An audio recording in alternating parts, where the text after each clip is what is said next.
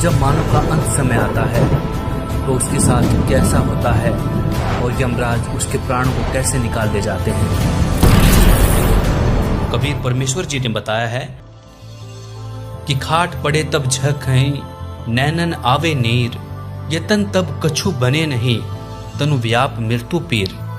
वृद्ध होकर या रोगी होकर जब मानव चारपाई पर पड़ा होता है और आंखों में आंसू बह रहे होते हैं, उस समय कोई बचाव नहीं हो सकता। मृत्यु के समय होने वाली पीड़ा हो रही होती है। कहते हैं कि जो भक्ति नहीं करते उनका अंत समय महा कष्टदायक होता है। उसके प्राण सरलता से नहीं निकलते। उसको इतनी पीड़ा होती है जैसे 1,00,000 बिच्छुओं ने डंक लगा दिया हो। उस समय यम के दूत उसका गला बंद कर देते हैं। व्यक्ति न बोल सकता है, न पूरा श्वास ले पाता है।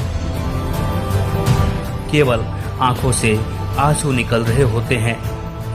इसलिए भक्ति तथा शुभ कर्म मानव को अवश्य करने चाहिए, और वो सत भक्ति आज के समय में सभी धर्मों के पवित्र शास्त्रों के अनुसार जगत गुरु तत्वदर्शी संत रामपाल जी महाराज प्रदान कर रहे हैं। आइए देखते हैं।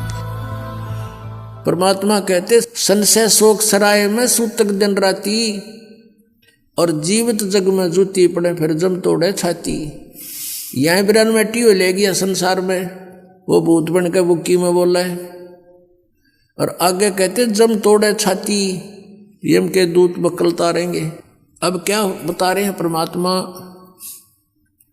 कि यो सौदा फिरना ही संतो, यो सौदा फिरना ही। ये लोहे जैसा ताव जात है काया देश राही, और 3 लोक और भवन चतुर्दश सब जग सौदे आही।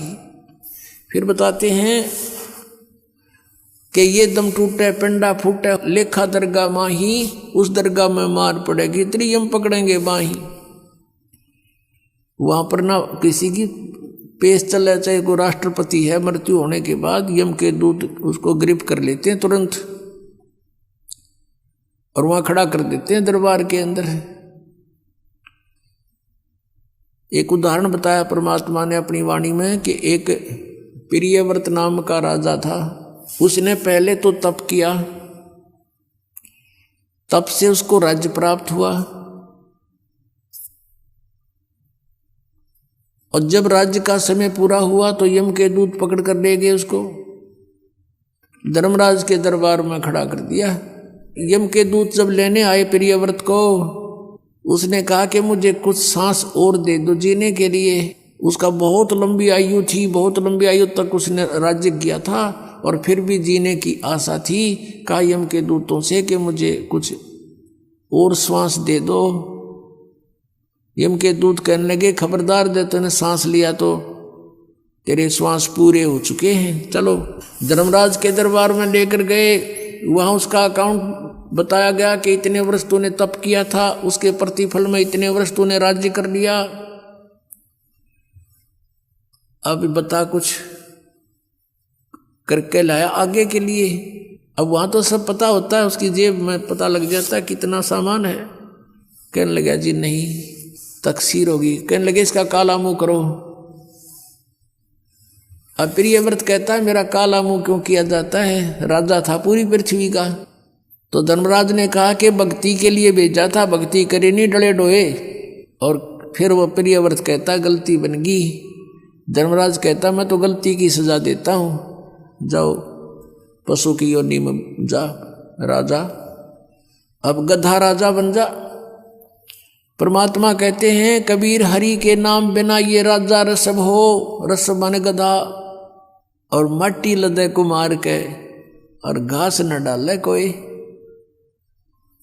अपनात्मा वो परमात्मा कितने दयालु हमें कितनी कितनी वाणी बोल करके बता रहे हैं, और साथ में ये भी बता रहे हैं कि तू मुझे पहचान ले, तेरा सब झंझट खत्म कर दूंगा, ये रास्ता खत्म कर दूंगा जन्म और मृत्यु का। संत रामपाल जी महाराज द्वारा लिखित पुस्तकें ज्ञान गंगा या जीने की राह निःशुल्क मंगवाने के लिए आप अपना पूरा नाम, पता और मोबाइल नंबर हमारे व्हाट्सएप नंबर पर मैसेज करें। नंबर है 7496801825।